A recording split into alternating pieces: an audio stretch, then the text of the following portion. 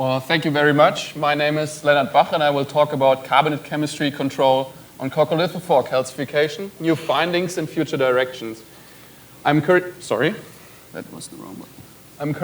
working at the University of Tasmania and Phil Boyd's group on iron fertilization and climate intervention, but the work I'm presenting today is mostly from my time at GEOMAR with this group of people here. So, coccolithophores are a group of around about 200 known phytoplankton species, which cover themselves with tiny plates made of calcium carbonate. And not only are these organisms amazingly beautiful, but they are also important in the oceans, as they contribute about 1 to 10% to marine primary production, and more importantly, 50% to pelagic, roundabout, pelagic calcium carbonate sediments. So they do play a key role in global biogeochemical cycles and, of course, most obviously in the calcium carbonate cycle. So coccolithophore calcification and distribution in the oceans is controlled by a variety of factors such as temperature, nutrients, you name it, right?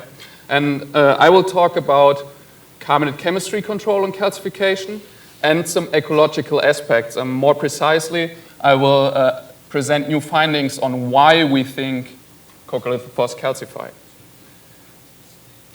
So, yeah, coccolithophore or carbonate chemistry control on coccolithophore calcification has obviously received a lot of attention over the past 2 decades due to ocean acidification. The problem is that, yes, we knew that carbonate chemistry controls calcification, but we didn't know how that works. And the problem is that, coccolithophores are unicellular organisms that have molecular transporters that can sense ion molecules such as CO2, bicarbonate, presumably carbonate, and protons. And when you do an ocean acidification experiment, it's effectively a multiple stressor experiment, as George mentioned, because you change 4 components at the same time. So you never know, okay, what is actually driving my response, because CO2 is increasing, bicarbonate is increasing slightly, carbonate ion is decreasing massively, and proton concentration is increasing dramatically.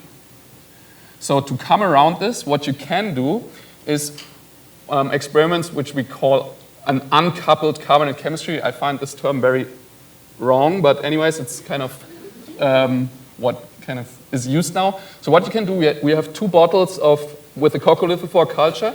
You can have the same pH in these 2 bottles, but so you can have the same pH and different carbonate chemistry conditions, but all these 3 factors here then will be different in these 2 bottles. And the interpretation of such an experiment would be that the response you're seeing cannot be due to the proton ion concentration in this case, right? So you go through a series of exclusion experiments where you kind of identify the parameter that's actually driving your response by keeping always 1 at the time constant. So that's what we did, and it's tedious. That was really a lot of work, 5 years of experiments at least, and other groups worked on this as well. So I don't want to annoy you with all the results, just one experiment which I found particularly informative. And that was done by a master's student, in fact, a long time ago already. And what we did was we created a bicarbonate versus proton space in the carbonate chemistry dimension. And so each dot in this plot here is 1 coccolithophore culture, right? So 1 bottle with growing coccolithophores. And what we looked at was, can coccolithophores calcify under these conditions? And the black dots here are conditions where they were not able to calcify, and all the red or yellow colored dots are conditions where they could. And it was important, the method, how we did this, was cross-polarized light microscopy, so that you can see a coccolith inside the cell as a white dot, right? So this is just normal microscopy, and this is cross-polarized light microscopy. And then this is important to look into the cells in this experiment, because when you look only at the outside, these are exposed to the external seawater conditions, and then they may dissolve just simply because omega is below 1, right? So they dissolve, but they can still calcify. So they produce a coccolith and ingest it, and and then it dissolves. So this is a scenario that may happen. So it's important to look into the cells, because coccolithophore calcification, so calcium carbonate production and dissolution, may be affected by two different things. And what we found was that there wasn't a threshold of bicarbonate concentration above which calcification is possible, but this threshold was bent, so there was obviously an interaction going on between bicarbonate and proton concentration. So the higher the bicarbonate concentration, the more protons we could allow to have in order for calcification to happen, right? So that was very important, and then this pointed me to what is the substrate inhibitor ratio in the end. And when we plot the very same data on a carbonate ion versus proton space, right, we do not see any pattern at all. So we see that the calcifying conditions, so the colored dots and the black dots, non-calcifying conditions, are completely mixed.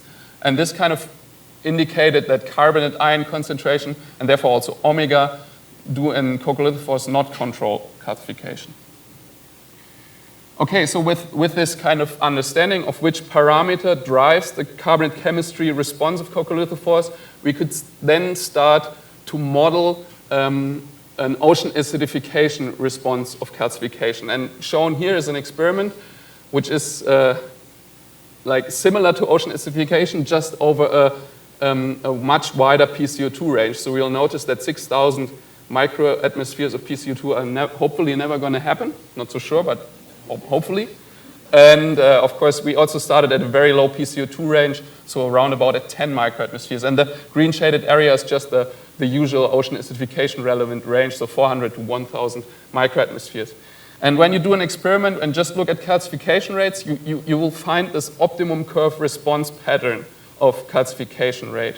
And now I want to guide you through what drives the response at each part of, or at each section of this curve.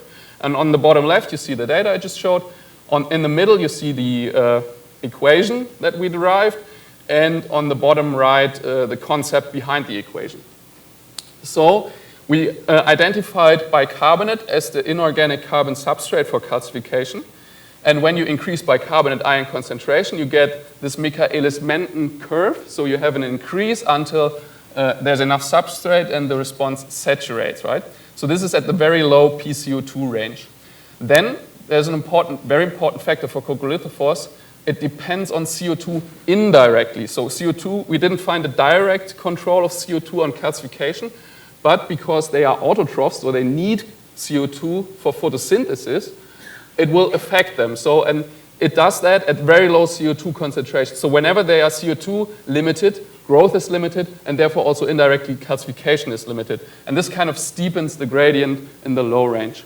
And then we have the inhibiting factor of the carbonate chemistry, proton concentrations. And of course, in an ocean acidification relevant scenario, this is the dominant factor. So that's why I think for the real world, pH is the key thing. So, and because protons, like above a certain threshold, protons decrease calcification rates. So this is the negative influence you see at the end. And combining all these three factors gives us this optimum curve response pattern, which we found whenever we tested for this, we found this. So short excursion, what do other how can other environmental drivers be implemented into this concept? So this is a data set from Ghaffar et al. Very recent. So what they did was they also had this very, very wide PCO2 range, so unrealistic for ocean acidification, but physiologically interesting. So, and what they found what they did was doing the same experiment under 4 different light intensities. And what they found was, yes, they always found this optimum curve response pattern, but that the shape of this curve was modified by light intensities. So for example, if you do the experiment at 50 micro-Einsteins, you have the optimum situated at lower CO2 than when you do the experiment at 100 micro-Einsteins. And this is very helpful when you kind of have this concept in mind to reconcile diverging trends in the literature. So think about for example, like ocean acidification experiment where someone just looked at this range and finds diverging trends, right? So under different temperatures. When you expand the range, he or she will surely find this optimum curve, but because the shape is modified, you may see, for example, at low temperatures, a decreasing trend of calcification to ocean acidification, whereas when you do it at high temperature, because you're still on the increasing path, you see an increase, right? And this concept is very helpful, as I said, to reconcile diverging trends in literature. Right, and just another excursion, very briefly. This was done by Alana Paul. So we thought, okay, this is kind of intriguing, this concept. So does it also hold for growth rates in other taxa, such as diatom, cyanobacteria, dinoflagellates? And yes, whenever we found a data set that had a wide enough PCO2 range, we found this optimum curve response pattern, which for us at that point wasn't surprising at all anymore. And we are arguing that this should be seen as kind of the default reaction norm of phytoplankton to carbonate chemistry in general, right? And then ideally, so in my kind of wish thinking, everyone would do these experiments, and at some stage we would find sensitivities of taxa to diverge in order to implement this into models, right? So that would be kind of my best case scenario. Yeah, now switching the topic to more ecological aspect. Why do coccolithophores calcify? For coccolithophore researchers, this is an interesting question as such, but you may ask, okay, why is this relevant for a biogeochemistry workshop? So I want to guide you through a thought experiment in order to show you that it is biogeochemically relevant. So think about a coccolithophore bloom, where you have a lot of different strains and genotypes, all slightly different sensitivities to carbonate chemistry, but all showing that optimum curve response pattern. So all these gray lines are individual strains, right?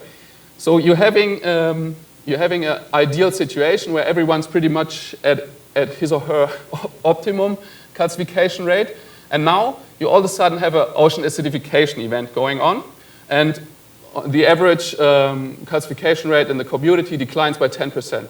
Well, this may not be such a big deal because the ability to calcify still helps them to sustain or to maintain competitive in the environment. However, now think about a 20% decrease. Well, this may lead to a situation where the costs of calcification are all of a sudden higher than the associated benefits. And in an ecological environment, this means that the niche-defining trait of this group is lost and that other groups take over and outcompete them. In this case, calcification would not decline by 20%, but by 100% because calcification would practically, or coccolithophores would be gone, right? And I think that this concept is really important to implement also in global models, because otherwise I don't think we cannot really predict the response in the end if we don't include these ecological interactions. And to constrain this cost-benefit threshold, we need to know the benefit. Also the costs, but I will concentrate on the benefits now. And we've reviewed this topic. There have been a lot of ideas why coccolithophores calcify: to accelerate photosynthesis, to reduce photo damage, and to, for example, control the vertical position in the water column, things like this. But in this review, we argue that the most probable function, or the most general function for coccolithophores is that the shell helps them to protect them against grazers. And then we wrote a small PhD project, and that was then done by Matthias Haunost.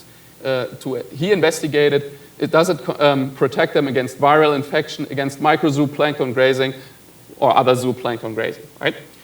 And so I just briefly want to go through two results. So what Matthias did was he basically cultured one big batch of coccolithophore, and then at some point when there was enough cells, he split this bottle into two and did a very brief acid-base treatment in one of those bottles. So for 1 minute added a little bit of base so that the coccoliths are stripped off, and then at base again to neutralize the pH again. So what you have after this 1 minute is 2 bottles of the same culture, but 1 bottle without coccoliths. So you have a decalcified culture. And then you incubate a grazer, in this case a dinoflagellate, in these bottles. And you look how does the prey abundance and the grazer abundance evolve over time, in 3 days in this case. So what we found was that the decalcified prey cells, they declined in abundance because they were grazed, whereas the calcified cells, so the blue line in the background, did not. And the other orange line here is just to show that was a control bottle where we decalcified but did not add grazer, just to show you that the decalcification process doesn't induce the response. So, and on the other side, the grazer. So the grazer abundance only increases when it feeds on decalcified cells, where it doesn't when it feeds on calcified cells. So this really nicely illustrated that yes, the cocosphere serves as protection against microzooplankton grazing, at least from this grazer. And it also makes a lot of sense. So this is a dinoflagellate that ate this calcified coccolith. In this cross-polarized light microscopy picture, you see that it's basically full of stones. So it could just not digest the coccolith, right? Whereas here, you see they eat them, and they don't have these stones associated with it. Same experiment with virus. So we basically just did the same, only added virus. And I want to point out that the American colleagues, and I've seen one of them is here, also did very good experiments and just have better access to our own data. So that's why I'm showing this here, obviously. So what we found was that, that the bloom intensity with the virus, when the decalcified cells were exposed to the virus, they couldn't just reach similarly high bloom intensity compared to a calcified culture. But at the end, they were all going down to the same zero concentration. So they were also infectable when they were calcified, of course. But so they reached higher peak abundances. So yes, it does reduce viral infection. It's just unclear to us at the moment if this is a real ecological advantage, because as I said, they die in the end anyways. Yeah, and with this, I just want to give a highly opinionated personal view on what's going to be important in coccolithophore research in the future. So you may very, very well disagree with me, and hopefully also stimulating the discussion later on. So I think that coccolithophore research with respect to calcification, but also all other aspects, has to go beyond EHUCs. And I think this is not controversial. Pretty much everyone would agree on that, I guess. EHUCs is the model organism we're using for many experiments, but it's been becoming more and more clear that it's not the most important coccolithophore in the ocean. It's just that nice bloom former that can be seen from space. That's why it's kind of so prominent, I guess. I think that ocean acidification research is kind of a declining topic. I personally wouldn't invest in this anymore.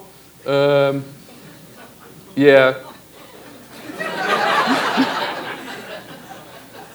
Yeah, there's a couple of reasons. Maybe you could discuss it later.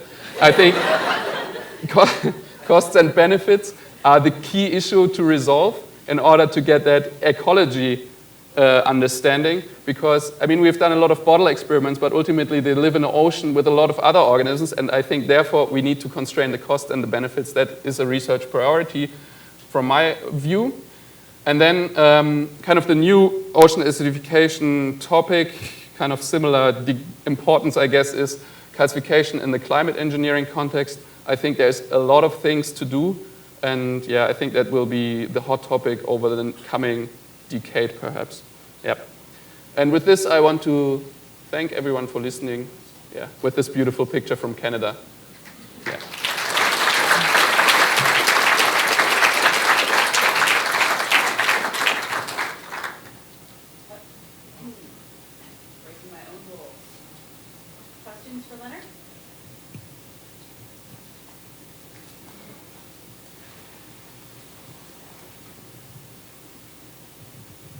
That was a very nice talk and very provocative for sure, your final comments there.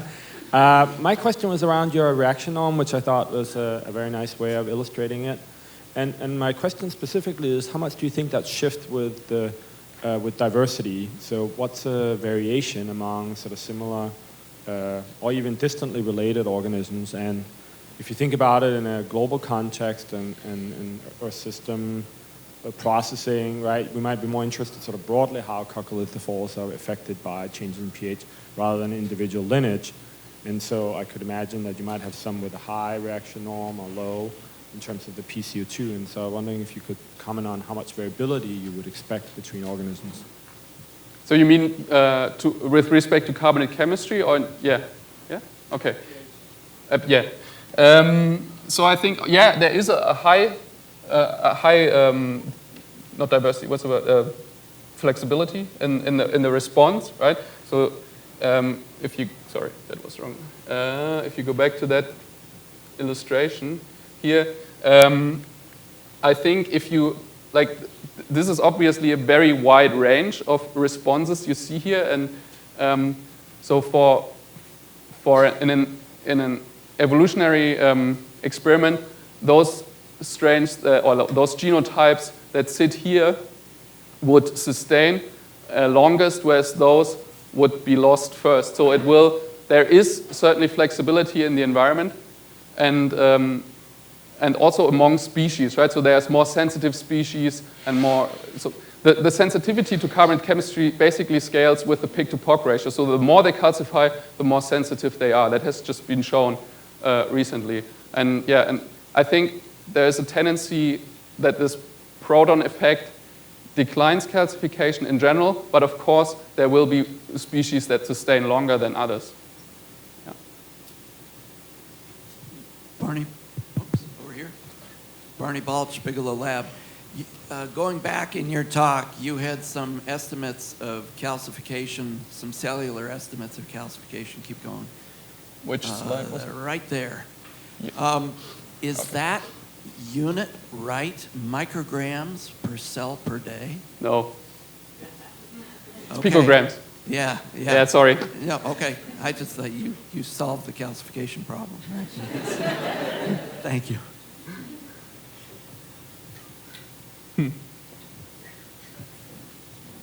Hi, Leonard. We'll talk more later, I guess. But I'm curious. I think it was great showing the substrate limitation in the beginning. Can you comment on the bicarbonate concentrations relative to seawater? And so, I think this shows that there is potential for substrate limitation. It's just a matter of whether we ever expect that to happen. And I think you kind of got there eventually, but I was just wondering if you could expand on that a little bit.